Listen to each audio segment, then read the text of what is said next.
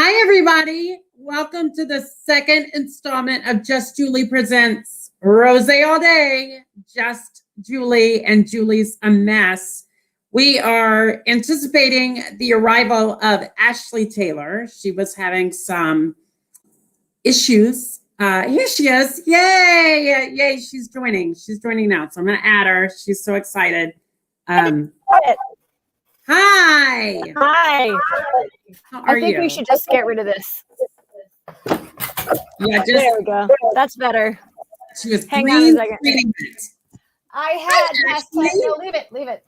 I had past tense and green screen, but it is definitely not working. Can you shut the closet doors for me, please?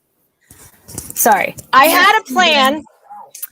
I know I'm being very snippy. I'm going to have to apologize later.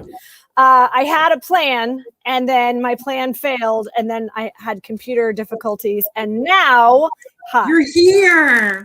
Yay. Hi. I was just going to start and kind of do the Rosé All Day part, and I was like, she'll join when she joins. And here I am. Here you are. So live from California, it's Ashley Taylor. Thanks for joining us. So you're new to this. It's new to everybody else. It's second episode. Last week was our inaugural. Oh, wow. So much has happened just in a week. Now, if people can't watch it, well, they can always go back and watch it on the YouTube channel. But if they don't want to watch it or they can't watch it, they also now can get it on Spotify because it'll be its own podcast. So, I mean, you're going to be everywhere. Everybody's going to be everywhere. So I always start the show off with Rosé All Day. So you know me, I'm a lush. So I'm drinking a different rosé every week. Okay. What is it today? It's bold. Today's flavor is bold, y'all. Last week we had Cape Rosé. Okay. It was a good one. I liked it. This episode we have Winemaker selection. Ooh. Twist off. That doesn't mean anything these days. That, right? You know what? I was talking to a bartender friend recently, and he was like, yeah, everyone knows blah, blah, blah, pork and whatever. And he's like, the twist off actually keeps it a lot fresher. It's just not traditional. But if I know Juleigh, traditional is not necessary. Traditional is not. I mean, I'm very traditional, but maybe not. Sure. No, sure. Yeah. I mean, somebody was like, do you drink a rosé all the time? And I was like, no. When I need something hard, I drink gin and tonic. But I do like gin and tonic. Wrong. Well, I want you to know that I don't drink wine, but I made my drink like pink just for you. I love it. We love pink at justjuleigh.com. We love it. It's technically just beer with some coloring in it, but at least it looks like I'm matching the theme. I thought about drinking rosé on St. Patty's Day or that week and like tinting it green. And I was like, no, I have a feeling that won't work. Like I'll drink it, my mouth will be green. And it's never as good as you want it to be. It very often, the green beer thing just makes for a messy following day. I would imagine just like the Green River in Chicago. I don't know. I've never seen it, but I would think that dye would get somewhere. Maybe not. Do you know? I have actually information about the river in Chicago. The dye they put in is actually orange. So everyone who works with the crew that creates the Green River actually has orange fingers all day. Well, for like a long time. It mixes with the color of the river and it turns green. That makes me think of Oompa Loompas. Orange, green. Yeah, totally. It's an Oompa Loompa situation for sure. Well, Ashley, yes. I've already introduced you. This is Ashley Taylor from California. She is an actress, a mom, a teacher, a writer, Jackie of all trades, master of none, like myself. Ashley, for the viewers that are watching and for everybody that's listening at home, how did we meet? Oh, how did we meet? Well, we met at Dark Harbor at the Queen Mary at auditions. Actually, I don't even think it was at the auditions. It was at the orientation for all the monsters, except we weren't being monsters. We were being like tour guides I mean, we're definitely monsters on the It was a stretch for me, let me tell you, not to be a monster. to be a tour guide. Yeah, I know, right? You're like, listen, I was giving tours on this ship, but now I'm giving tours on this ship. The same ship. State tours. But And real you got tours. but you also got to wear that cute jumpsuit that everyone loved so much that was 5 sizes too big. Well, and gosh, and when it was hot, we were like, ugh. Yeah. And let me tell you, I didn't have a shaman during the day in my tours, but at night there was a shaman in a secret room. Oh yeah. It was a lot of fun. That was a lot. Encounters was a lot of fun. It was so fun. I think it was because I know it only lasted 1 year, but I mean, I don't know. Like as a stranger going to the event, especially because you had to pay for it, I don't know how it was for them in terms of like getting your money's worth or how scary it was or wasn't. But I know that we had the best time and everyone would bring food. So we had like a potluck dinner every night. And the tours, like for your own personal tour, were once an hour. So yeah, it was like working. We're like, yeah, right. Working like 20 minutes of every hour and being like, oh, it's exhausting. When we had so much fun, we made fun of Peter James. Yeah. There was the drunk raccoon that was reading the news one night. I remember you brought cupcakes one night, but you were I did running late and they slid off the seat and we're like, I was like, they're good. Yes, that's classic Ashley, I think, because oh man, the sunshine's making my eyes water. I'm the only like dark-eyed person who's so photosensitive. Usually it's light-eyed people. No, I'm just kidding. Yeah, so I know, and I'm like, I don't have tissues or anything. I'm like, let me use my sleeve like a real pro. You're just happy to see me. You can tell people you're crying because you haven't seen me. I'm so happy to see you. Well, I see you. I feel like I see you on Facebook all the time, which is not true. Not really. Maybe. No. Well, maybe Instagram more. But we had nicknames. We came up with nicknames for us. Yes, first night. Mine was Crash. Oh, because we had name tags with nothing on it. Oh, that's right. We were writing them in. You want to be called by our real names. No, and I was like, there's nothing very scary about Ashley. Ashley's like, if it was like, Morticia was my real name, maybe I would have kept it. But Ashley is like, I'm Ashley, and I'm your ghost host with the most. I thought it was funny because you and I came up with nicknames, and everybody was like, we want nicknames. I was like, I know. And then they'd be like, oh, I just can't think of anything. Like they wouldn't even put the work into it. We're like, we got it. Your name is Bones and your name is Spider. Oh, your name was Spider. Yeah. Spider and Crash. Yes, because you had a spider bite. Yeah. But I think it's funny that it was Spider at Encounters. Yeah. And then when I ended up doing Dark Horizons, I was right because I chewed on spiders. I was like, okay, spiders. Why? You're like, of all the things I thought would be a recurring theme in my life, spiders was not it. But that's how we know each other. I also think it's funny because I think I met Steven. Oh yeah, before me for sure. Adam, way before I met you. Yeah. And then Steven's like, my wife's going to be working with you, and I was like, joy, like, because I know. I thought Adam was saw it, and I thought, great, they're married. Yeah. But then I love her. And Wendy, I loved Wendy. I loved everybody we worked with, but like, who's Wendy? Wendy, she subs sometimes in Encounters. She played like the Wendy Dreveno York. She yeah. Usually played like the she'd be like, I don't even know what maze she was always in, but she was like the kid, like mother. And then she would come over and she was just like so balls to the walls, older. Yeah. Like I loved her. I know exactly. Yes, I know exactly who you're talking about. What is this crap that we're doing? And I was like, shh, let's just do it. Yeah, And here's the thing: there were a few people who were put in encounters for one night, and they were like, "What am I doing here? I'm an all-star." And I was like, "Okay, so bring your all-star self to the gig." Like, they're like, but I don't get it. One night, yeah. And I was like, okay, they wanted to just jump out and scare. Their whole thing is the scare. And we're like, our whole thing is to talk our way through an entire tour, which is not hard for you or me. But they were like, this room's haunted, so look out. It's like, okay, yeah, you're not meant to be a tour guide.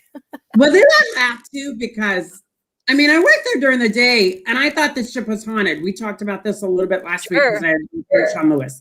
And I remember as encounters went on, stuff had happened that I was like, it's not supposed to happen.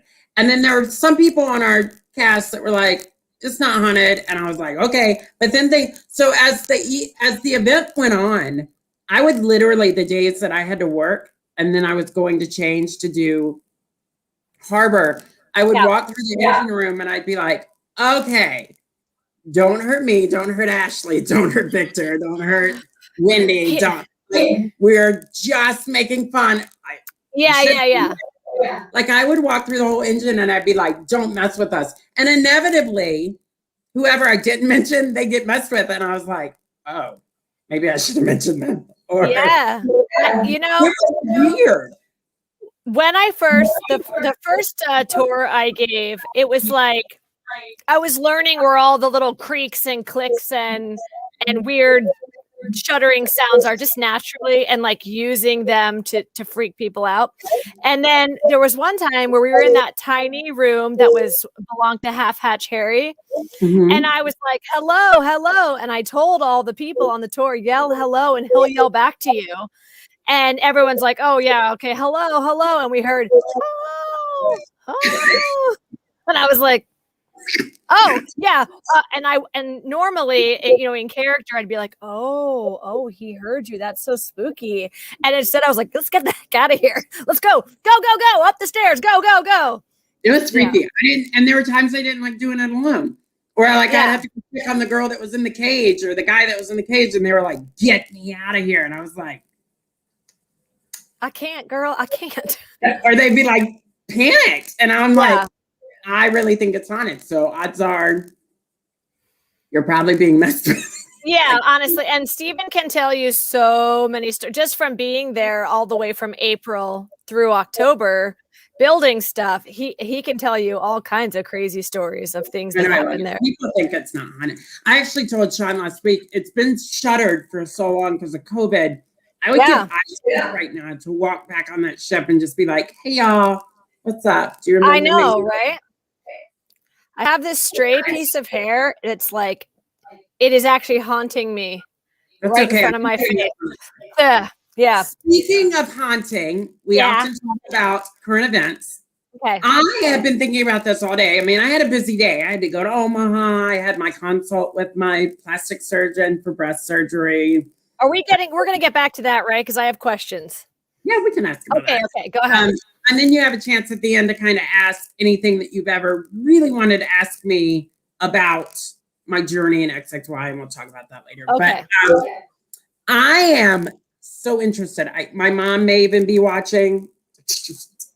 I think it's so funny that she often chats about this, but I am interested. So the big news globally this week, March 9th, is the Meghan Markle and Prince Harry interview. Now look, I watched it last night. You live in their backyard. You live in Los Angeles. You're an actor.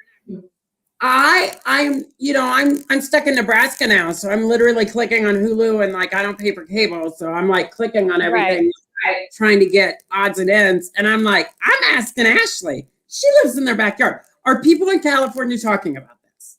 Okay, to be fair, I don't go anywhere or do anything or talk to people because of COVID. I'm like at my house 99% of the time. So so I think I'm actually in the same boat as you, even though I may as well be in Nebraska. It really doesn't matter that I'm here.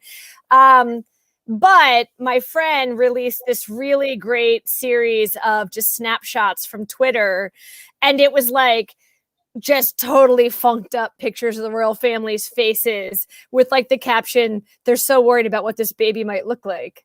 And they're all like,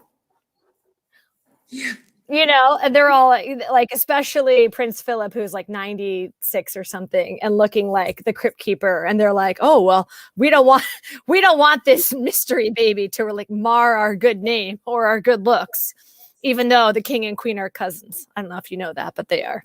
Yeah, Not king, queen and prince, not king and queen. I told my mom, I'm like, she kept going, the firm. And I was like, yeah, that's a Tom Cruise movie. Like, it's not the same firm. Julie, it's a different firm. Okay. But I was also like, I watched The Crown. Yeah. But then I was like, I'm going to look, people are going to write in and be like, I can't believe you feel that way. But I mean, part of me is like, they left London because they were tired of the press hounding them. They were in America and they're in the press.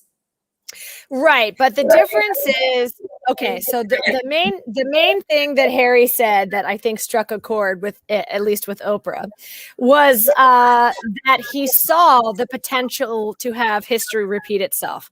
So like the press basically hounded and killed his mom, and he didn't want the same thing to happen to his wife or to his son or to his soon-to-be daughter.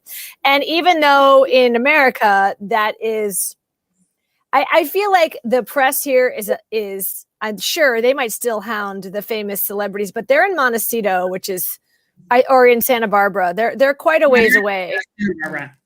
Yeah, and they're in the reason TMZ is TMZ. It's the 30-mile zone. So 30 miles outside of LA, no one gives a damn what you're doing or where you're doing or who you're doing it with.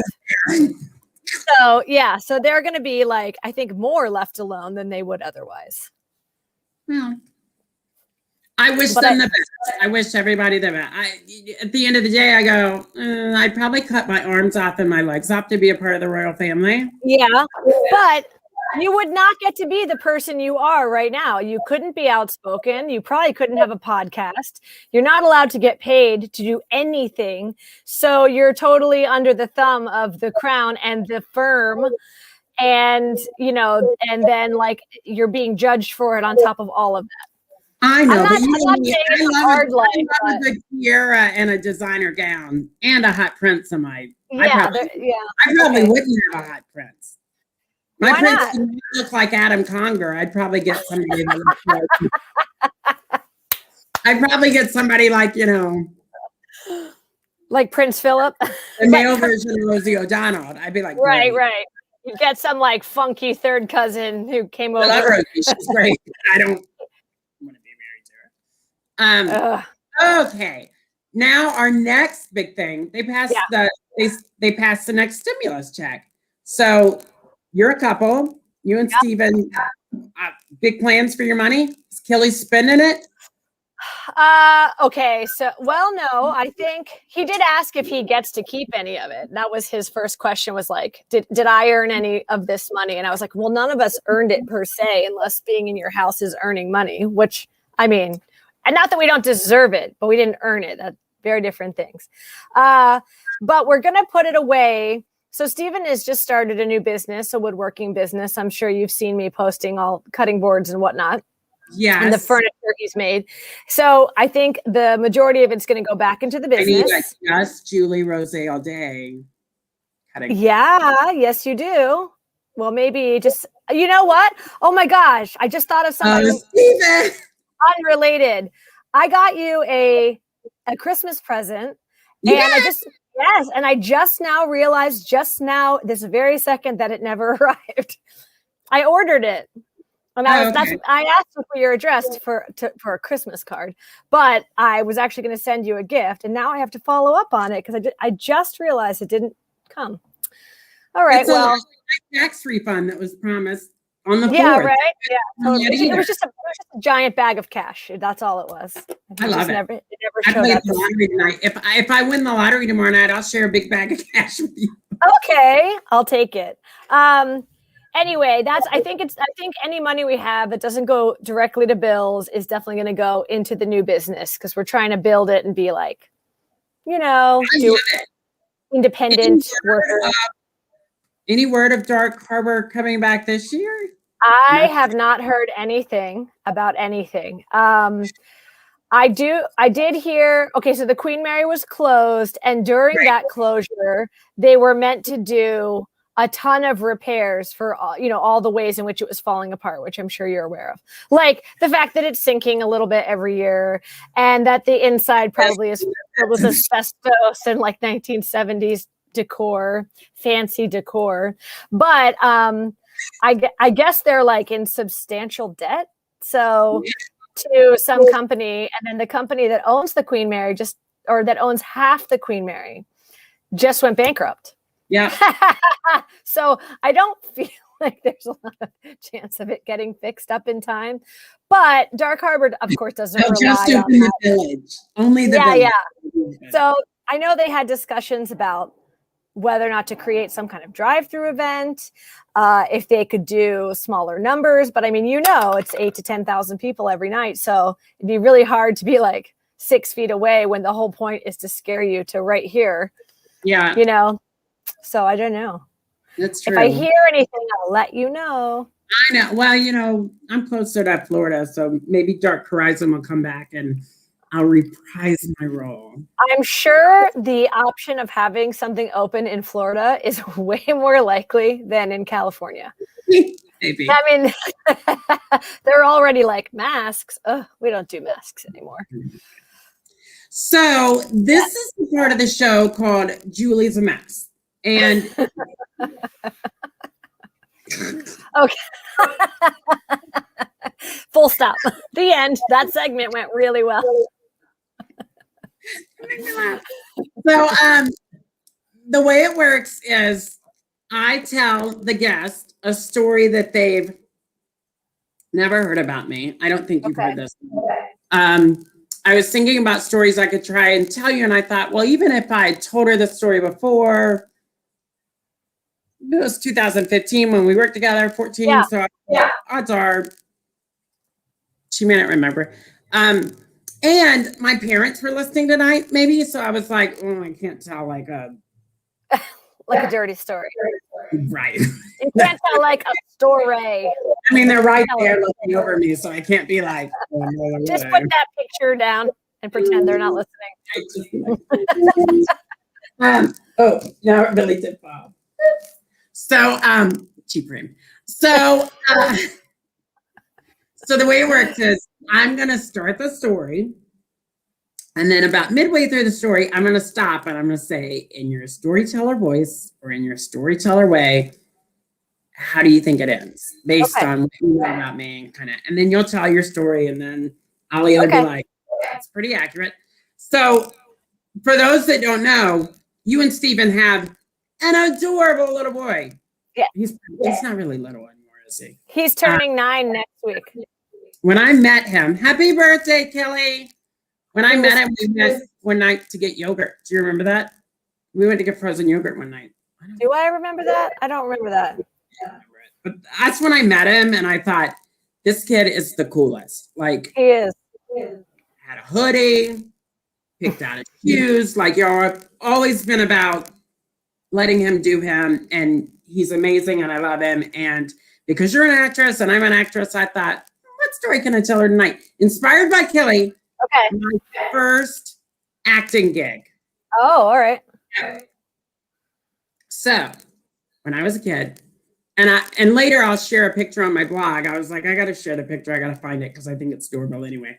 But I went to a preschool program. Like, my parents both worked at a university, and I went to a preschool program called The Learning Tree. And you just did different things. Like, it was before you went to school. So right, I remember, coloring and house. And, yeah. And I remember little stories that, like, my mom would tell me. Like, my mom, Dad's gonna die. My mom once told my brother and I, when underoos came out and they were trying to get us to wear underoos, she was like, your dad has Superman underoos. And Somehow that made it through the rounds of the learning tree. My dad showed up to pick us up once, and they were like, "Is it true that you wear?" My dad was like, Who was saying that? The teachers or the kids? the teachers, I think, asked him, but that means that I probably opened my mouth. I don't think Craig said anything. I probably was like, my dad wears Superman underwear. Right. My mom still thinks that's hilarious. Anyway, I remember one year they were putting on a circus. So it was like all the students were going to be involved, and they were creating like a circus. They put up those red cardboard bricks and made like a circus. I think it's funny that that was my first acting gig. And then later on in my life, I actually ended up working at the circus, but I digress. So I really wanted to be, I do remember really wanting to be the ringmaster. And I don't know how they picked the ringmaster. I think it's kind of funny in my life that all the ringmasters in my life, save for the one at the actual circus, have been female, but I love Peggy McGee. So right. You know, anyway, I don't know how they picked the girl. I don't know if it was based on attendance. I do remember she had a really great outfit and she was super psyched. I was upset, maybe pissed. Sure. I remember when I look back on this moment, like, why wouldn't you pick me? Right. Because especially because in preschool, it's a one-time thing. It's not like, oh, you'll be the ringmaster next year in preschool. Right. Like, clearly, I'm going to grow up to do great things. Why do you not see my magic? So she became the ringmaster. They made all the other kids animals. Sure. I got to be a lion. Great. My mom made the cutest outfit. Like, I remember we used my yellow footsie pajamas from the 70s. I got a tail. And then I remember the school, I don't know if my mom made it or the school made it, but with like the brown grocery bags, they made. And then I got makeup. And so for like a week, we rehearsed. Now, as I'm rehearsing, I'm mad that I'm not the ringmaster. Sure. Rehearsed all week. Mad. Going home every night. Still mad. Great. Love it. At least I wasn't the elephant. So circus day comes. All the parents are there. All the kids are there watching. What happens? I think that you waited for the ringmaster to go up on stage and then ran on the stage, on the platform, tackled this poor girl to the ground and took over as the ringmaster in your lion outfit, but like took the top hat and the whip. I mean, that would be kind of cute. That'd be like Madagascar, right? Yeah. Like you took, but I just feel like you took over and or heckled her from your lion costume. I mean, pretty close. Okay. I rehearsed all week with her, right? So like they would do things where she'd put like a chair in my face, like your typical like lion and ringmaster type stuff. Relationship, yeah. I told the line all week. You know me. And then you just couldn't take it anymore. I really couldn't. So the day of the circus, toeing the line, she's going through all the routines that everybody rehearsed with the elephants and everything else. And they had this plastic like barrel. And I was supposed to get on it and do everything that she commanded you to do. Right. I got a little bit of that showbiz bug of the lion can be a little disrespectful and people laugh. And right. Yeah. I made that girl cry. What did you do? I made that girl cry. Like everything she asked me to do that we'd rehearsed all week, I didn't do. She stuck a chair in my face. I swatted it out of her hand. She told me to get on the stool. I didn't. Like I literally was like antithesis of everything that ringmaster girl did. And I remember she had the cutest outfit, but I was like, I'm not having it. Yeah. Yeah. Like it's bad enough that I can't have that role, but doubly bad that I'm being bossed around by the person who did get that role. Well, and then the funny thing is, years later, I was like, crap. I took an improv class and I thought, you're supposed to yes everybody. I should have been yesing everybody. It's yes and. Yeah. Show. But I mean, that was my first gig and it was my taste of, I'm funny and I can run with it. And you still remember it. And I bet you that like all the parents that were there too, they still remember it. Like, and then it's one of my favorite pictures with my mom. Like she had the big old John sunglasses and she was wearing like a green shirt. Like I vividly remember everything. And we took this picture together and I'm like, I was cute. So and why did like I don't know why there was just one line and just one out. Probably so everybody could have a role. So everybody has a different role, right? But like I did get the next day. So. Of course you did. But adult Julie knows that what the better choice would have been to make the most of the lion, like be the best lion you can be and take that lion role and make it this part of the show. Right. And like, and then sometimes I'm like, I wonder if that really affected her. Like, I hope not. I hope that she was able to I was like, what if I really destroyed her then? She's like, and I never performed again. Even now she's like, she works at the DMV because you ruined her creative bug. She was like, I tried it one time and the lion wouldn't do anything I said. And I never got on stage again. What if she watches The Lion King and gets like PTSD? I know. She's like, oh. I don't remember her name. I'm just like, poor girl.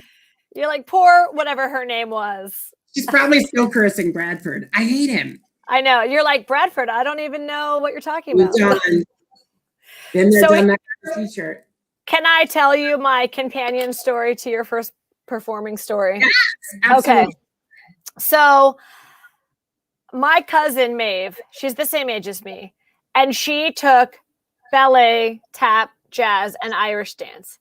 And she had a closet in her room, a huge closet that was basically like just amazing costumes, colorful, big flouncy skirts, character costumes. And even if it was like the wolf from Little Red Riding Hood, it was like puffy and cute and adorable. And I really wanted to have like costumes like that and get to perform in like fancy costumes of any kind. And so my mom was like, okay, listen, if you want to take ballet, you can take ballet. And I was thinking in my head, like, well, I just really want the costumes. But she's like, you're not going to get the costumes without actually doing the work. So, but the more recitals you're in, the more costumes you'll get, because Maeve has been doing all this since she was 4 years old. And I think I was about 6 or 7 at the time.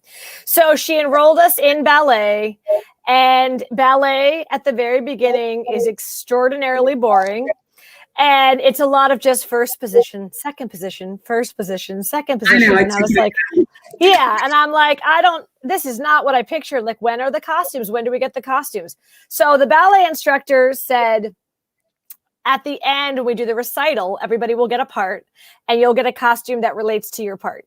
And I was like, okay. So I, like you, towed the line for, I'm sure it was like 6 weeks of classes, but it felt like a year. And every day I'd come home and be like, ballet is the worst, but I'm going to get a costume and I can't wait to see who I'm cast as and what costume I'm going to get. I don't even care if it's like a villager or whatever. That will be the reward for all this good behavior. So because forget being a ballerina, I'm like literally the least coordinated person on earth. But so they get to the recital thing and they go, hey, we're doing Peter and the Wolf. And they play the music from Peter and the Wolf. And they teach us all the moves. And then one day after class, they said, okay, stay after class. They're going to take everyone's measurements. And I was like, this is it. This is for our costumes. Because why else would they measure us? Because we're wearing the same pink leotards and tights and shoes every single day. And I hate pink too, on top of all of this. I wore pink top to bottom. And so I got measured and I was like all proud, like, measure me and make me an amazing costume. And she comes back the next Saturday with a tiny little black tulle skirt, and not even a puffy ballerina one, just like a flat skirt that just went around our waist and then just snapped. So it's your practice outfit, same pink garbage, head to toe, and a tiny pink skirt. And they were like, oh, look how beautiful you guys are. You guys are all dressed up for the recital. And I was like, excuse me, where are the costumes? And she's like, well, this is beginner ballet, so you don't get costumes until later on. And I said, I don't think so. So I was like, and then my mom was like, well, just wait, just get through the recital, blah, blah, blah. Next time you'll have a better, I'm like, I'm never doing ballet again. My dad's like mantra in life is like, finish what you start, and then you can quit whatever activity it is, but you have to fulfill your commitment. And he impressed this upon us always. So I was like, fine, I will do it. But let me go on the record saying I'm so angry. And this is not a costume. This is a tulle skirt over a regular practice outfit. And the recital, P.S., was the entire costume assembly. The recital was in the same room that we took ballet, except your parents came. So they lined the wall with chairs. My mom and dad were both there. My sister, 2 years older, hated my guts, was in the same class as me. And she's like, right before we start, she's like, don't you screw this up for us. Don't you do your thing, whatever it is, because I can see it in your eyes. Just toe the line, Ashley. And I was like, okay. So I was thinking, for Allison, I will just be cool and I'll just get through it. And then I'll just say I never want to do ballet again. The music starts and I'm in the front row because the little kids in the front row, bigger kids in the back. I'm in the front row. The music starts and it's that do, do, do, do, do, do, do, do, do, right? And the first two poses are this. Yeah, that's what it was. It was Peter and the Wolf. So the first two poses are this, this, and this. And that's it, right? And so everyone does this and then this. And then I'd had enough and I went as loud as I could. And then I did and then we had to move from left to right. 1, 2, 3, 1, 2, 3. And I went like that. And I made farting noises through the next 5 minutes of performances. And the lady literally walked into the performance, scooped me up by my armpits and removed me from the recital and just put me on the side and gave my parents this look like. You're like, I'd be the Suprema. Yeah, right? Like, look, did you see me fly to the penalty box over there? And then my parents were like, why, Ashley, why? And I was like, because they didn't give me a costume. And I have no regrets. And I never did ballet again, ever. The end. I tell stories of my mom's like, I don't think I remember that. She'll probably say the same thing about this. Yeah. I think we come by it honestly. Yeah, sure. I don't know what your mom's like, but my mom's, I think we come by it honestly. My mom is a very shy person who does not like to be the center of attention or put a spotlight on her. And I'm sure I made her cringe in her seat. And she probably just wanted to shrivel up and die that her child was being like removed from the recital. And my sister was so angry.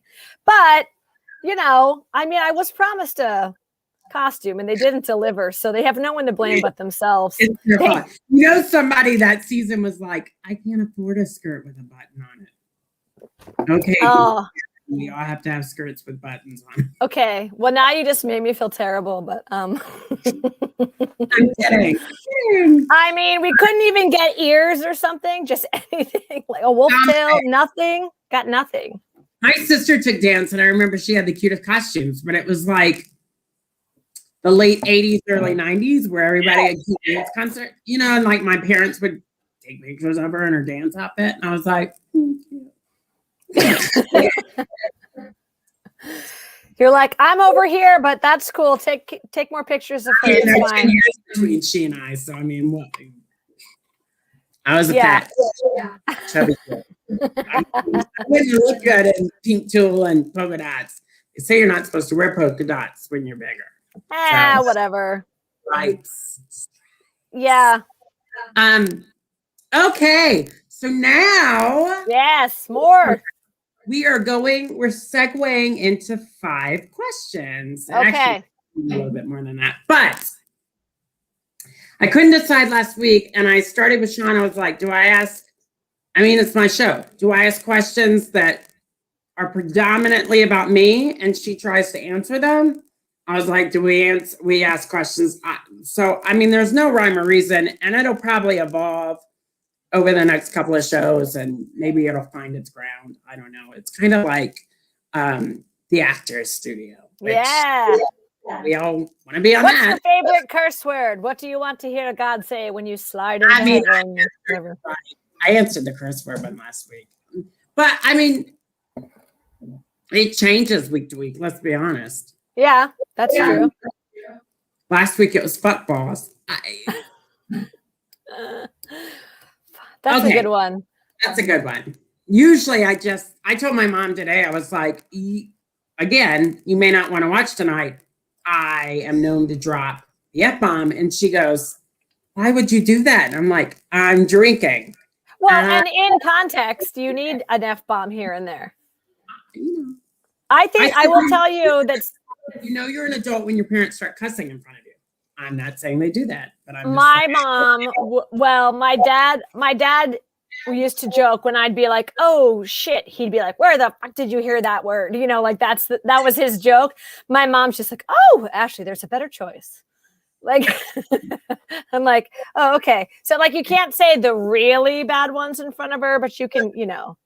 She loves to yell asshole when she's driving, and then she's like, oh, I was just so angry. I'm like, it's okay. My mom never does that. So, yeah. Sorry. Never. Okay. Questions. Let's see. What's a good one? Well, here. I mean, we could be really generic and be like, "What's Julie's favorite animal?" It's not a lion. Oh, it's not a lion. A unicorn? No. No? Why did you have to think about it? It's your question. Well, because I used to tell people I think unicorns really existed, and somebody was like, no, they're fantasy. And I was like, well, Scotland's used it for decades on its right. So just because you've never seen one doesn't mean. I mean, if horse can exist, why wouldn't a horse with a horn be able to exist? Yeah, I mean, and can I just tell you, they have a unicorn drive-through in LA right now where they have these like little miniature rescue horses, but they've dolled them up to look like unicorns so that you can drive through and you can feed them from your car and pet them. And they look like, so they have the horn, but then they've decorated it with like flowers and ribbons and sparkles to like make it look less like they just stuck a unicorn horn on a horse. Why do I feel like Lisa Vanderpump owns that? Like, why do I feel like she has her hand in making unicorn horses? I could see that. Yeah, especially because they're little rescue horses. It's cute though. I think we might go just because. I mean, for you and for everybody else out there, chimpanzees. Those are my favorite. Oh, okay. My favorite is definitely monkeys and like the big macaw parrots, the big blue ones and the big like red ones. I used to want one of those when I was younger. And then my dad's like, those can live like 50 or 60 years. I was like, oh, forget it. A funny story. When I was in middle school in Texas, I had a friend named Fernando Bueso, and his mother was like the consort to Honduras or something to do with Texas, and probably a diplomat. Maybe. I don't know. I spent a lot of time at Fernando's house on the weekends, and they had 2 macaws that they kept in their backyard. Yeah. Sometimes they kept them in the house, and it would freak me out because they would like have this massive wingspan and like fly from the first floor all the way up to like the 3rd floor. Wow. But Fernando and his sister, I love the story. They can speak. They're repetitive, right? Yeah. Fernando and his sister and I think he had an older brother, they taught the macaws to cuss. And so whenever his mom was making like really important diplomatic phone calls, you'd hear the birds in the back be like, yeah, yes. I love that story. And then like I spent the night one night and you heard these horrible like screams in the middle of the night. And I looked at Fernando and I was like, what the hell is that? And he goes, they pull the squirrels down through the cage. Like That is not what I thought you were going to say. It's that is horrifying. And we Yeah. wake up in the morning and go out there and they'd be like squirrels in the bottom. I was like, this is night terror. My dad's friend had a macaw. His name was Quick Draw Macaw. And he taught the macaw every time his wife walked in the room to go, nice ass. And so, yeah, so she had to hear that forever. And then one time, and then they were trying to teach him other phrases and stuff, and he couldn't say much. And then one day the smoke alarm went off, and it was going off for a long time, and they finally got it to turn off. And then the bird was like, and was like imitating the smoke alarm. And it was, I can't even do it. It was so high pitched. And he would just go, he would just all of a sudden, he'd look around and just be like, and it sounded so much like it that they'd be like, the smoke alarm's going. No, it's the bird. It's the bird again. The bird. Could you imagine like running around like, what's on fire? Yeah. So comparatively speaking, nice ass is not too shabby. If you think otherwise, everything's on fire. You record that so that can be like a ringtone whenever you call me. Mm-hmm. Nice ass. Yeah, I totally will. I'll leave you a voicemail that says that, and you can just play it if you need to pick me up. Adam Conger to do it. I'm kidding. Okay. Speaking of Adam Conger, actually, I did a show with him one time, a theater show, and there was a guy in the cast, and he was like, Adam, I need you to do me a favor. He's an older guy. He's like 60. And he's like, I need you to record something for me. And Adam's like, yeah, whatever. Because, Adam, yeah, whatever you need, buddy. How can I help you out? And he goes, okay, hold on. And he like presses a button. He's like, I just need you to go, hi, Daddy. Oh, you look so handsome today, Daddy. I just can't wait for you to get home to me. And Adam's like, thinking it's for an audition or something. He's like, hey, Daddy, you look so handsome today. I can't wait for you to get home, Daddy. I'll be waiting or whatever. He's like, is that what you needed? And he goes, oh, yes, Adam, that's exactly what I needed. And Adam's like, wait, what'd you do? He goes, I just recorded it on voice memos. I'm going to play it when I'm lonely. I had the biggest crush on him. And at Dark Horizon, I'd walk in and he'd be working on stuff. And I'd just be like,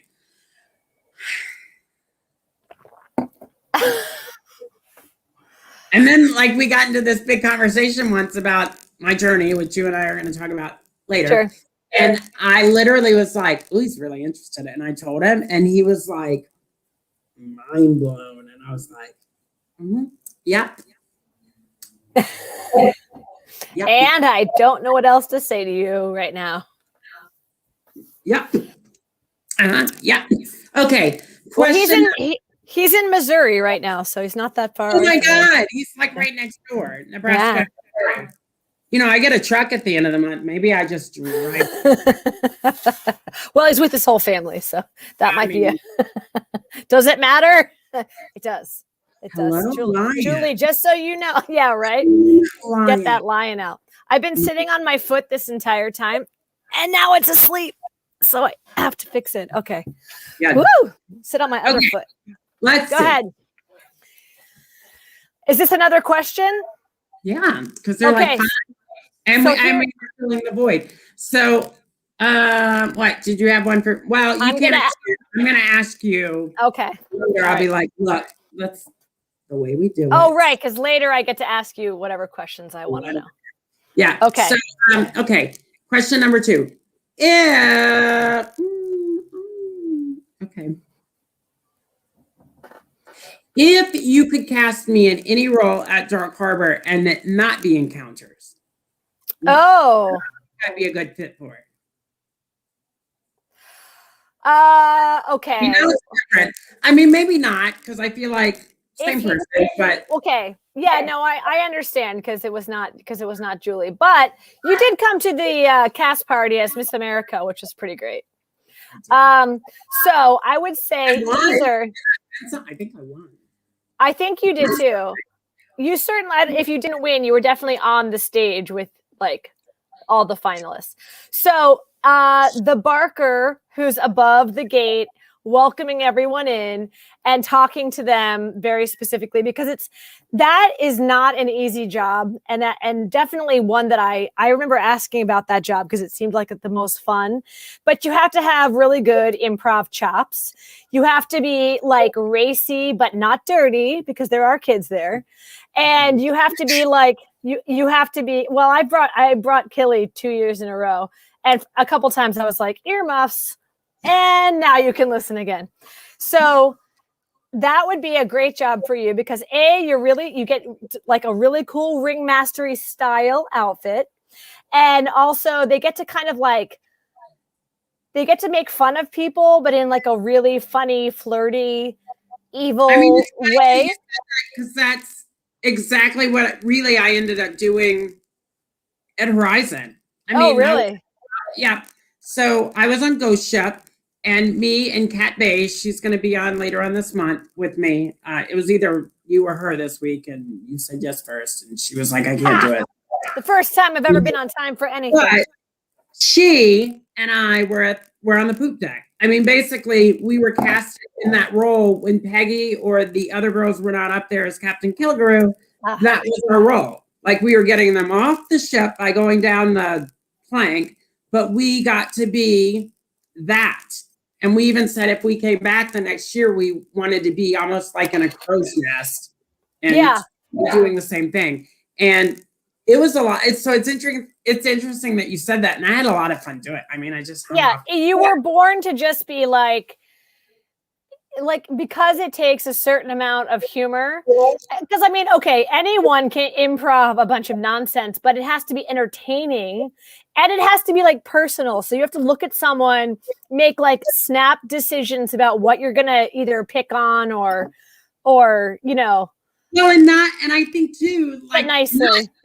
You're extremely overweight and send them home crying. No. It's like there was one guy, he was there with like, he was a fratty looking guy. And he was there with like 4 of his friends and they're walking through and he started walking backwards. Like he was just suddenly really scared. And the guy that was up there, and I don't know his name, but he was being very racy and very funny. And he was like, baby, if you need someone to walk you through all the mazes, just let me know. I will hold you tight all night long. And he's like, I'm going. Because he was such like a bro. And then he walked in and his friends like pushed him in. But just stuff like that where like you'd have a great time just calling people out on their silliness or, you know, like challenging them to do something or just coming up with really colorful ways of talking about people. That's right up your alley. You're a born talk show host, so I could totally see that. I agree. Somebody sponsor me. First of all, yeah, right. Who's listening? Then, you know, Blair's like, I agree. Get her a talk show. That'd be a lot of fun. Yeah, I can totally see that. Like a 3-hour talk show on NBC. And now it's hard to fill up 1 hour if you were on every single day, like the way, you know, like the Oprah Ellen kind of thing. And like Kelly Clarkson right now is the new like daytime darling. But it's hard to fill up an hour 5 days a week. But yeah, you could totally do it. It's funny because I've always wanted to do a talk, and we'll talk a little bit more about this, but I've always wanted to do a platform where I talk to people around the globe that have medical issues that nobody knows about. Sure. That, you know, we're not talking about and we're not sharing and doing it in a fun way, but allowing people to say, this is what I'm going through. You don't know about it. Yeah. We're not talking about it. So let's talk about it. Because that's the only way. Even in my advocacy now, that's the only way we can really move forward and change things is by telling our stories and educating people. And I think that would be a great, you know, that's not really a talk show platform that anybody has. Yeah. Like I think human interest stories are super important, especially now. So there's a Facebook, I think it's on Facebook Watch. platform, but it's about kids. It's very different, but it's called Special Books by Special Kids. And because the guy who hosts it used to be a special ed teacher, and he had all his special ed students write books about their own special disabilities and differences and, perceived flaws, whatever, to make it more normalized for them. And then he took it online and made like a whole show called Special Books by Special Kids. But it has to be kid friendly because it's about kids. So just take that show and add some wine and add a Juleigh and make it a little more like edgy, racy. But let me tell you what I want to do, but I'm afraid to talk about it because I'm afraid somebody's going to steal the idea before we do it. But Blair, if you're listening, I would love to have a talk show. And then I've always said I want to do a cooking segment. Oh, yeah. And my favorite thing in the 80s is where they're like, we're making this. And look, by the magic of TV. Yeah. I put it in there. Have a tuna casserole. Yeah, take it out they of would have like two side by side. But my thing is, I want to have really hot models every week. Like a really hot male model and be like, let's watch Ernesto pull the tuna casserole out of the oven. Yes. Like he can make it. He can bend over and put it in the oven. By the magic of TV, he can pull it out. Maybe he's shirtless. You're like, I'm not objectifying Ernesto. I just really need to show you the inside of the oven as he bends over to put something in it. You know me. I'm objectifying Ernesto. Of course you are. Casserole could be crusty and burnt. I'd be like, yeah, you'd be like, Ernesto, it's so hot and steamy. Oops, I love it's ripped. Yeah, I can see you doing that. That would be so much funny. No, but when you come back, we're gonna have a real talk about some other stuff. But that's all. I mean, I would decimate all the women at home that are like at home. Yeah, and they'd be watching it like, well, I don't really like the show. I'm just watching it for the cooking segment. Yeah. But she and makes then it's great meals for kids in like 30 minutes. I'm just, honey, don't worry about me watching this. I'm just looking for lunchbox ideas. And then the husband leaves the room and they're like, right. Ernesto. Babe. Yeah. Easy crock pot meals. When I make dinner for you, you'll see all I've learned by watching Just Juleigh. Can you imagine? Yes, I can. This week's motto is from Missouri. This means that. I'm not going to always die. I have a crush on Adam Conger. I said it. He's got a beautiful wife. I have a crush on Adam Conger. Yeah. And so many other people, did you say? So you're like, not just it. Don't get a big head. It's not just you. It's lots of people. All right. Question. So that was the question about where you'd be at Dark Harbor. Yeah. And it led into your amazing talk show idea. Yeah. Isn't it great how questions just kind of flow? Now, it is. Oh, it's 6:37. We've had It's 6:57. Oh, we don't have plenty of time. Just in case you thought that 5 was a 3. I know people are like, when's this show gonna effing end? So okay. I will let you now. I always ask people at the end of the show what's something about my journey. You've known me since 2014, 15. Yeah. You've witnessed what I've gone through. Yeah. You worked with me as Bradford. We haven't really hung out as much as Juleigh, but like you said before, you feel like you see me on Instagram and Facebook. For sure. Yeah. What is something about my journey that you don't understand, or maybe you always wanted to ask and you didn't know how to approach it? What's just something you're curious about? Okay, so this is let me give you a little backstory. I have a friend in San Francisco, a trans male, whose name is Calder. And when I knew Calder in person, because we've known each other since junior high school, the name was Erica. And so I knew Erica from the time we were 13 until 2 years ago. So first, Erica was, I'm gay, fine. And then it was, I'm changing my name to Calder. I'm like, fine. I'm making mental notes, just like what to remember. And then it was, okay, I identify as still as she. And so I was like, okay, got it in my head. And then it was, now I identify as he. I'm trans. It was just a slow journey coming out, blah, blah, blah. And his husband also, same thing, Susan to Tristan to male. So my question that made me answer, because I was going to ask Calder the exact same question. When I tell stories of, say, Dark Harbor, when I knew you as Bradford, do I refer to you as Bradford in that story? Or do you prefer to be known as Juleigh, even if it's a story that happened with Bradford? It's kind of, John had asked a question kind of similar like that last week, where he was like, do you prefer being one or the other? I don't identify as trans.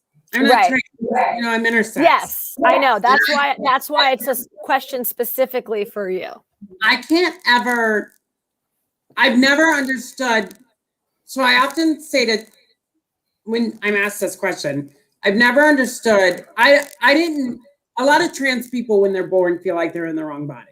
Right? They're like, I don't feel like I'm male and I'm in a male body, or I don't feel like a female and I'm in a female body. And they spend their whole life trying to change that, right? To be in the form that they feel comfortable presenting in. Right. That best represents their inside. Right.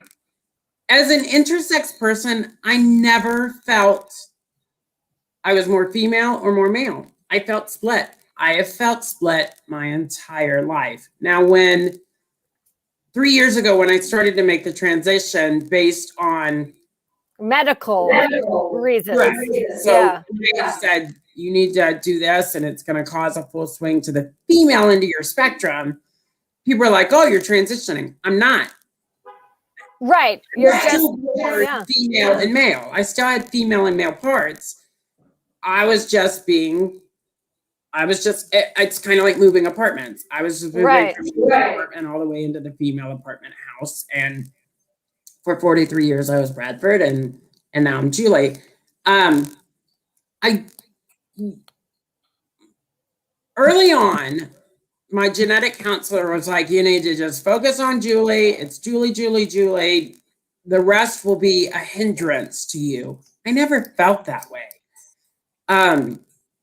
My mom had often said, you're going to want to look back and you're going to want to remember Bradford because he was 43 years of your life. And at first I was like, yeah, I'm just doing kind of what everybody's telling me to do. But then that's very true for intersex people. I am both, even though I'm still on all this estrogen and having to live very female life. I still have male parts on the inside. Right. I still have female parts on the inside. So when people reference Bradford, it was Bradford's journey. It was Bradford's story. Bradford was on Broadway. Bradford was on All My Children. Bradford was on CSI. Bradford was on Glee. Okay, so if I'm telling stories. Right. So a lot of trans people will be like, oh my God, you dead named me. And that's horrible. And this is how I want to present, blah, blah, blah. Bradford's very much a part of me still. He is. He was. He is. He's still in me. So it doesn't bother me for people to say, oh my God, I work with Bradford and what a hoot. Also being that I am that same person. Right. Okay. It's just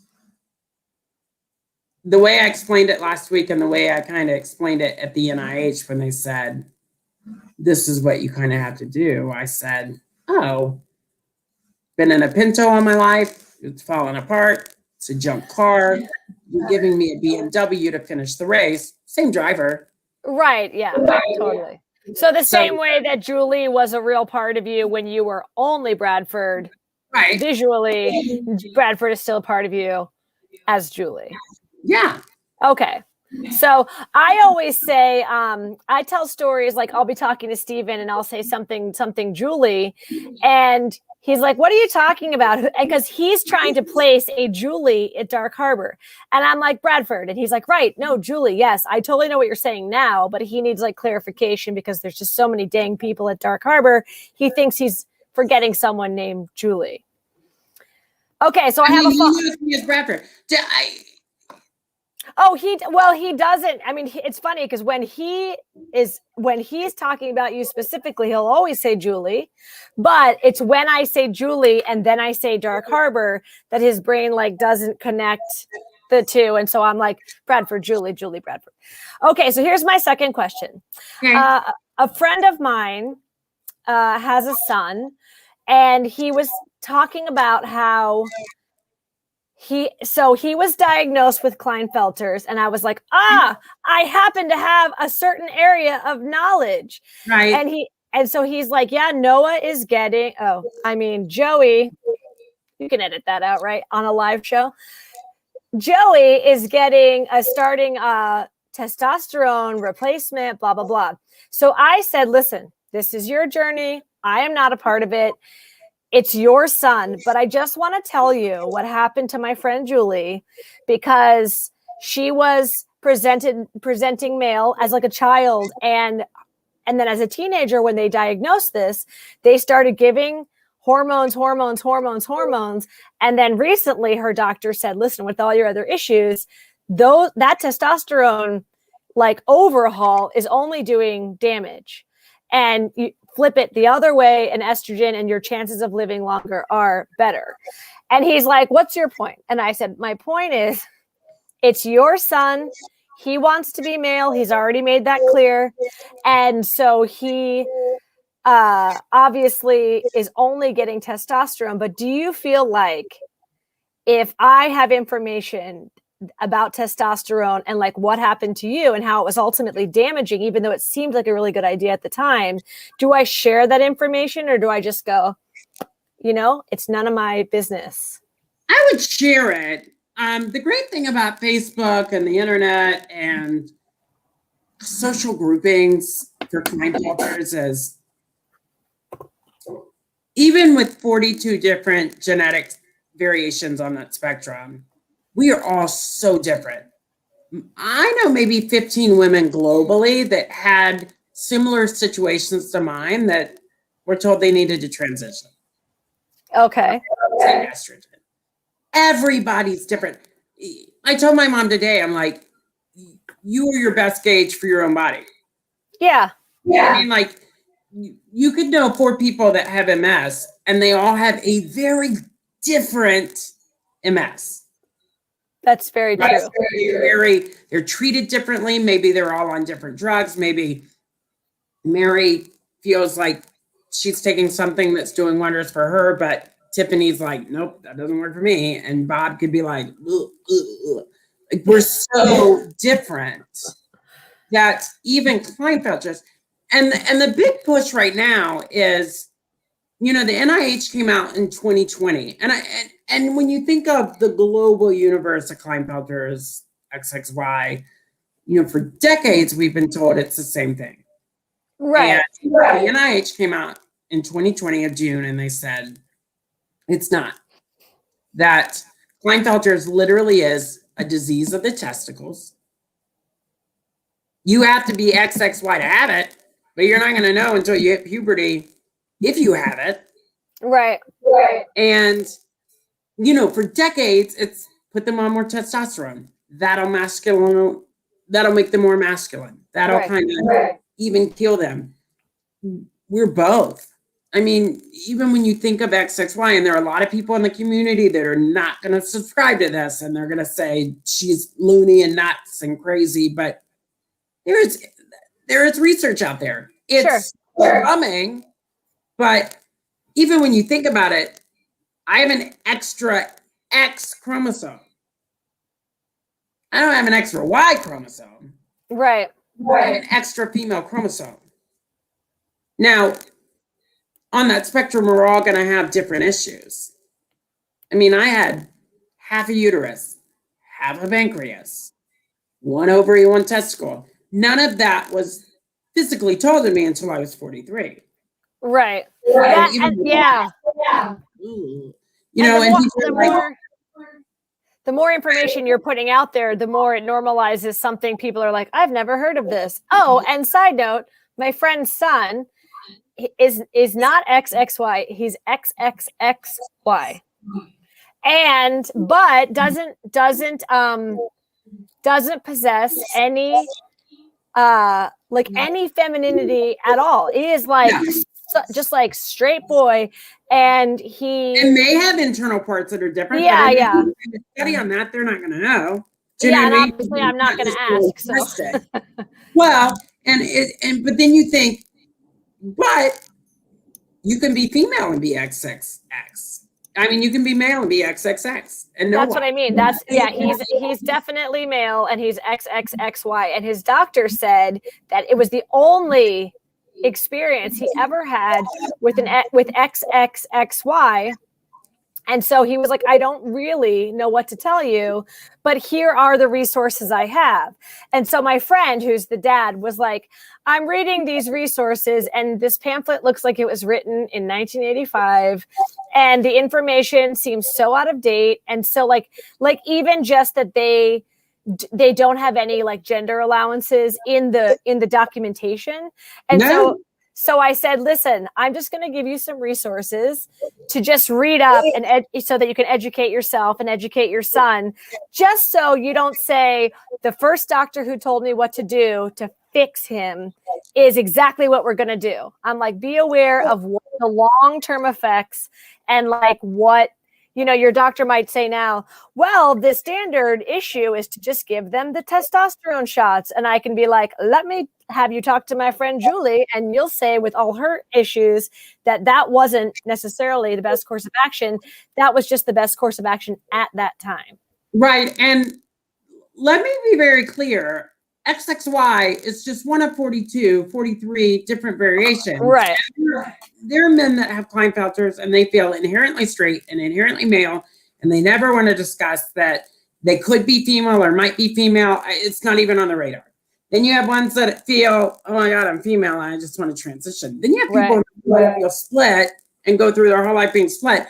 And I tell people all the time, I literally said to the doctors at NIH, what if I go home and I have the surgery and have the ovary and the testicle removed, but I don't transition? What if I don't take the estrogen? Like, I've made my life as a male. I'm an actor. I've done all these great things. As Bradford, I'm 43. Right. I have nieces and nephews that know me as Bradford. So would it be detrimental, like, to your mental health? You could. But all 8 of us feel like if you did, you'll be dead by 48. Yes, exactly. And that's for you. Like, that's what it boils down to. It's not just. But it's fluidity, and everybody's different. Everybody's situation is different. Another XXY is not necessarily have the issues that I have. You get more accessories, lots more accessories. I like my paparazzi earrings. And look, let's be honest. I get a lot more attention out of this BMW than I ever did. Well, I have to say that although I love Bradford for Bradford and Julie for Julie, I love the entirety of you the most. Oh, there we go. Well, as we round out the show, tell us what's going on with you. What's new with you? What's going on with you? Do you want to promote anything? Do you? Well, speaking of women, and yesterday being International Women's Day, I recently took part in I don't even know what you would call it. It's a video presentation of famous speeches by women who made and continue to make history. My very good friend, Amy Simon, is a historian and is dedicated to just shining a light on amazing females from the past and the present, and then, of course, the future, that they don't exist yet, and just talking about the amazing contributions they made to women's suffrage and pay equality and, you know, just gender equality in general. And so she has a one-woman show called She Is History, where she plays like all these different characters. And then she did a live theater show with a multi-talented cast of women where they all played like several different roles. So then for because March is Women's Month, she did a video presentation and she wanted to add some newer people like Kamala Harris and Stacey Abrams. And so she and Malala Meghan Markle. also. What'd you say? Meghan Markle. Yeah, for sure. We'll see what she does with her history making self. But anyway, they created a half-hour presentation. It's on YouTube. You can see it at the name of the show is called Speechifying. So it's like I'm up there speechifying with my amazing words and my amazing vision of the future. So you can find it on YouTube, or it was sponsored by Theater West, which is my the theater company that I belong to right here in LA, the oldest continuously running theater company in all of Los Angeles. And you can go to the Theater West, it's theaterwest.org, and just look, it's right on our homepage, Speechifying. But it has, I'm Abigail Adams, and I'm at the very end, but there's Abigail Adams and Malala and Kamala Harris and Stacey Abrams and Hillary Clinton and Sojourner Truth and Susan B. Anthony and Victoria Woodhull and all these amazing super femmes who like really did a lot to give us all the amazing freedoms that we have now, but who are continuing to fight for the equality that we haven't yet achieved, even though it's 2021. And so, yeah, just check that out. It just dropped on. It just dropped like I'm 20. My video presentation just dropped on Sunday night. Tuesday. This is when music drops. Yeah. Appropriate. Okay. The video was uploaded. Let's put it in old people terms. The video was uploaded and is available for viewing as of March 8th. So take a look at that and look at all these fun, fearless females who are changing the world, just like Juleigh. Thank you so much for participating tonight. Thank you for your support and your love always. Of course. Thank you, Stephen, for getting you up tonight on the computer. Yeah. I have to tell you, I did it myself. I just needed him to like take the puppy away out of the equation. Look, so, that's what you're for. Yeah. Go walk the dog, sir. I have to take care of the technology. I mean, I need a husband, so I mean, I get it. If I could clone Stephen and send him to you, I would. If I could clone, yeah, exactly. You get yourself a statum. I feel like Adam's wife is going to be like, what is her deal? She's like, no, she'll probably be like this. She'll be like, oh my gosh, you're right. Like, he is so amazing. Yeah. Yeah, right. And she's like, just take him just like for a day. And then I'll take I just want to thank you so much. We have to do this again. It's been too long. Yeah. Love your support. I do want to mention that tonight's rosé was Winemaker Select. I bought it at Walmart. Cheers. Next week, join us as you finished your drink. I had a second one. Join us next week as we select a different rosé. Tonight's rosé, bold. It's a bold choice. Bold. I don't want to be mean. It's bold. It's bold. Yeah. Next week, who knows? It'll either be Barefoot Rosé or Josh Rosé. Who knows? I do have a thing for guys named Josh, so maybe it'll be Josh. Thank you for your support. Thank you for your love. Happy birthday, Kelly. Obviously, I'm drinking. And me, March 17th. Me. And March 17th. Isn't that St. Patty's Day? It is. That's my birthday. Look, I got them done today. Oh. You can't even see it. Look, I can. Love. Shamrock. Yeah. Tips and green. Yeah. Oh, real fast before you leave, you were going to ask about the breast. I bring that up. Well, I was going to ask you that was my question is how it went. How'd it go? What'd they say? Good. But if you have to go, just tell me separately. It's fine. That's okay. Breast. Actually, we had a good laugh because I told the surgeon, I said, I've been researching for years Like, is this what I want?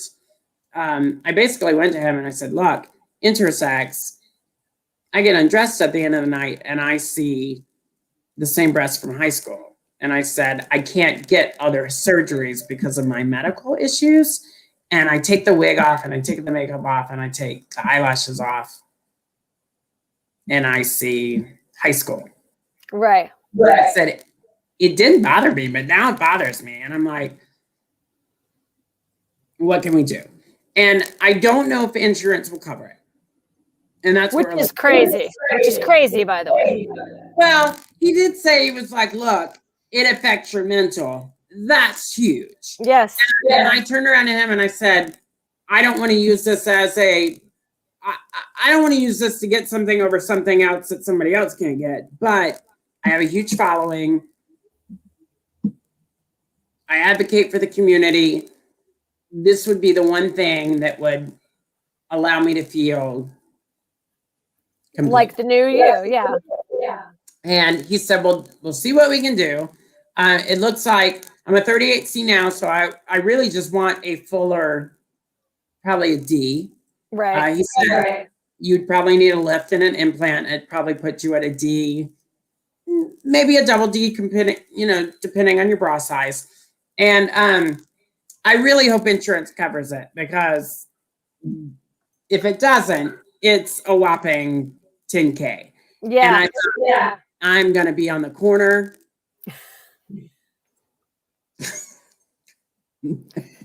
I thought you were going to say like fund me, and I was like, well, I don't think I'll send you photos of the perfect breasts. No, I'm just kidding. They're not perfect. I did tell him though. I said, look, irony of ironies, women are always really honest about that. And even my good girlfriends, I've asked my lesbian girlfriends, I was like, y'all like breasts? What do you think? Should I go bigger? Should I not go bigger? Everybody's been really honest. But the guys in my life, there's a guy in my life right now, and he's like, I'll pay for him. And I was like, sure. And he was like, can you get double eyes? And I went, you are crazy. He was like, I really like my ex-wife had double eyes. And I'm like, that sounds tremendously unhealthy, hard to, you would never be able to shop for a bra. That bra alone would be like $100. Ashley, that sounds like a bounce house. I know. It does. I mean, you would sign up for double eyes. And when I told the doctor that, he went, men are pigs. And I was like, yes, they are. It would be like two giant, like schoolroom globes just sitting there. Your interview would be like this. Oh, it's so nice to see you on my show. Welcome to March Madness. Can you see past my basketball? Yeah, right. That's what it would be like. D is as high as you should go, I think. I mean, the image I like. Yeah. And he was like, because of your broad shoulders and the way you're built. Yeah, but you also don't want to not be able to button up a shirt. Like okay, mine are I mean, you know me. I'd be like, oh. Yeah, I know, but like I like that part. It's like when you I already can't button up even this much. And I'm like a C.5 between C and D, but like I can't even button this top part of the shirt without it. Is that your waitress outfit from Twin Peaks? Isn't there a restaurant? Yeah, right. I look like some kind of girly lumberjack, but I was trying. Okay, so I was going to wear pink, but I don't own it. It's appropriate because your husband's now in woodworking. Yes. I was thinking, I was looking for something pink, but I don't own anything pink. So the next best thing was red. And that's how this shirt came to be. I appreciate it. Hey, anything I can do to help promote. All right. I will let you go, but. So join us next week. You can watch this on justjuleigh.com. You can go to the YouTube channel. Please subscribe. I've got 50,000 followers on TikTok. I'm trying to push them all over to YouTube. Let's get it up. Love to get to 100 on TikTok, but I think I may have to sacrifice a small kid. Maybe kill it. It is. No. I put so much work into that one. Maybe Adam. That's fine. I honestly feel like you and Steven need a girl. Well, I mean, Killian is often mistaken for a girl, like at least once a day while we're out, because his hair is like this long, and they'll like, oh my gosh, your daughter this, your daughter that, and I'll be like, oh, it's my son, and I'm correcting for his sake, not because I care. And he's like, Mom, it doesn't bother me, just let it go. And I was like, oh, it doesn't bother me either. If it doesn't bother you, let's not worry about it. Even keel. I love him. Yeah. I love him. I always have. He's great. And your husband, great. Agreed. He's a good guy. Sometimes I just have to watch the Connors just to see him. Yeah, he was on twice this season because COVID. They had like a really, really small cast. But he's going to be on Mom in a couple weeks. But I heard that got canceled. Well, he's still on it. So. He already recorded it. He recorded it like a month ago. So it's at it either, okay, this is terrible promotion. I'm like, oh, it either already aired or it's going to air. I didn't watch it, but I should. He was on Mom this season, and that's all I know. He also has a really big audition coming up that I can't talk about, but if it happens, I will come back on and tell you all about it because it's a doozy. So think good thoughts for him. Let's be honest. Steven's on Mom. Yeah. But really, we need Adam Conger to be like, Daddy. Yeah. Oh, yeah. I should never have All right. that. We're ending the show tonight. Next week, we will be back with another rosé and another wonderful guest. I love you, Ashley. Thank you so much. Love you too. Big hug. You, everybody. Bye. Bye.